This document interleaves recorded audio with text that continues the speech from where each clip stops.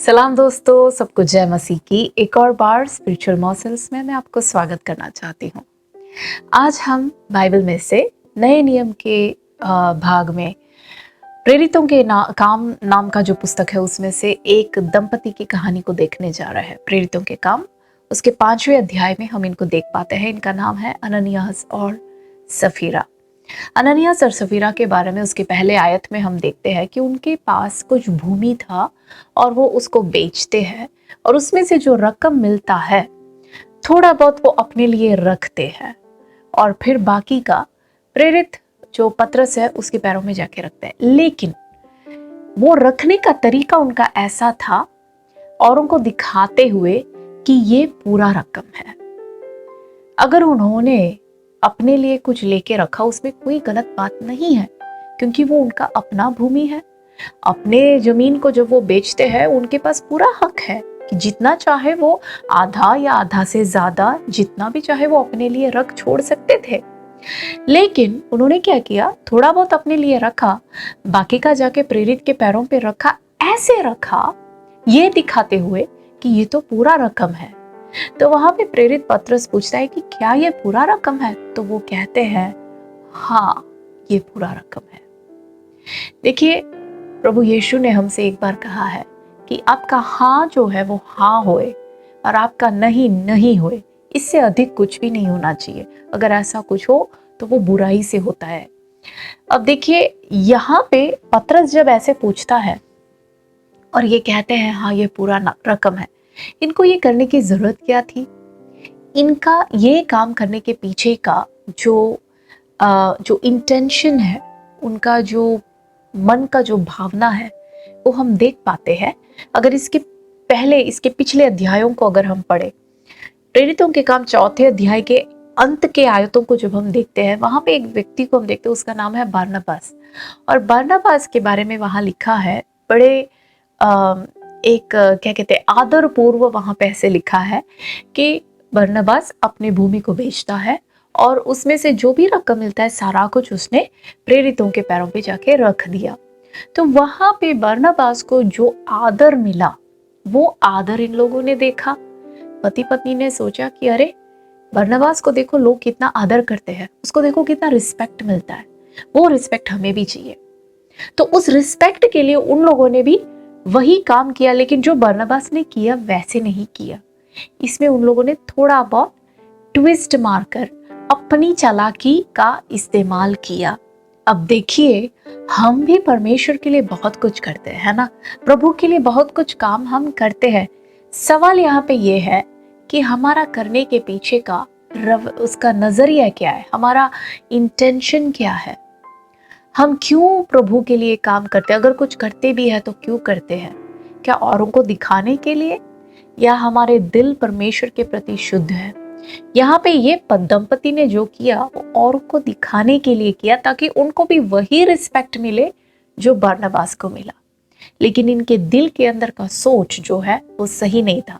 देखिए, Greek Bible में, यूनानी बाइबल में ये 3रे आयत में ये जो लिखा है, 2रे आयत में, कि दे केप्ट बैक, उन्होंने कुछ अपने लिए रख छोड़ा, जो शब्द है उसके लिए ग्रीक बाइबल में जो इस्तेमाल किया हुआ जो शब्द है वो है नॉस्फिजोमाई।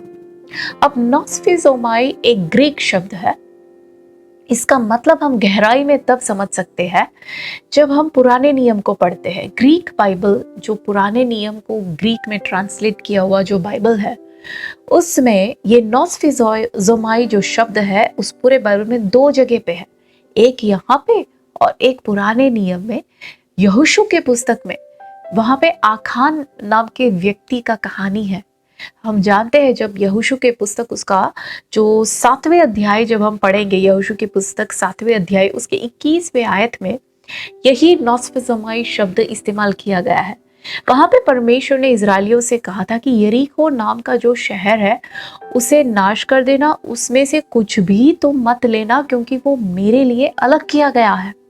और आखान नाम का व्यक्ति क्या करता है, उस शहर में से कुछ चीजें, चांदी, सोना, कपड़े अपने लिए लेता है। जो परमेश्वर के लिए अलग किया गया था वो उसको चुराता है। और उस चीज को वहां पे नॉसफिजोमाई लिखा है, उसी चीज को यहाँ पे पतरस अनन्यास और सफीरा चुराते तो है नहीं, ये इनका अपना है ना, ये जमीन इनका अपना था। फिर क्यों ऐसे कहते? उनके दिल का जो भावना है, उनका सोचने का तरीका, परमेश्वर कहता है ये औरों के सामने स्मार्ट बनने के लिए मेरे नजरों में ये नॉसफिजोमाई है। तो आपको मालूम क्या होता है, पुराने नियम में जब नॉसफिजोमाई हुआ, आखान और उसके पूरे परिवार का मृत्यु हुआ। नए नियम में भी यहाँ पे अनन्यास और उसकी पत्नी सफीरा दोनों का मृत्यु होता है। प्रिय भाइयों और बहनों, हम अपने कलीसियाओं में परमेश्वर के लिए बहुत कुछ करते हैं, है ना, लेकिन हमें अपने आप को शीशे के सामने रख के देखना चाहिए कि क्या हमारा दिल का जो इंटेंशन है, कुछ भी हम करें उसके पीछे का इंटेंशन क्या है। क्या परमेश्वर के नजरों में वो नॉसफिजोमाई है, या क्या हम शुद्ध दिल से करते हैं? क्योंकि उसके तीसरे आयत में पतरस इस अनन्यास से पूछता है कि शैतान ने तेरे अंदर ये कैसे डाला। तो जो उसका इंटेंशन था, किसने डाला? शैतान ने डाला। जब हमारे जो दिल के अंदर का जो भावना है, अगर वो सही नहीं है, तो हमें समझना चाहे हम कुछ भी परमेश्वर के लिए करें, उसके पीछे का काम जो है शैतान का हो जाता है। और वहां पे पतरस कहता है कि तूने पवित्र आत्मा से झूठ बोला। भाई और बहनों, हम झूठ किसी चीज से नहीं कह सकते, एक व्यक्ति से कह सकते हैं। ये चीज इस आयत से हमें ये समझ आता है कि पवित्र आत्मा एक व्यक्ति है। जब भी हम एक गलत इंटेंशन से, इन लोगों का इंटेंशन क्या था, इसका कारण क्या था? जेलसी। उनको जलन हुआ बरनबास से और सोचा कि उसको जो मिला वो हमें भी मिलना चाहिए।